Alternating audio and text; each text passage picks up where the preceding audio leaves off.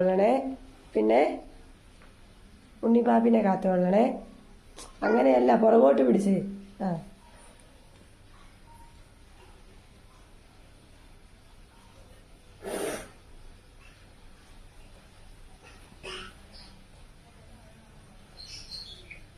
പ്രാർത്ഥിക്ക. അച്ചുവിനെ കാത്തുകൊള്ളണേ. ശ്രീജമ്മേനെ കാത്തുകൊള്ളണേ.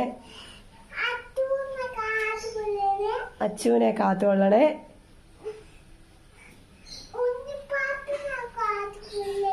ഉണ്ണിപ്പാപ്പിനെ കാത്തുകൊള്ളണേ. അമ്മുനെ കാത്തുകൊള്ളണേ. അച്ചുവിനെ കാത്തുകൊള്ളണേ.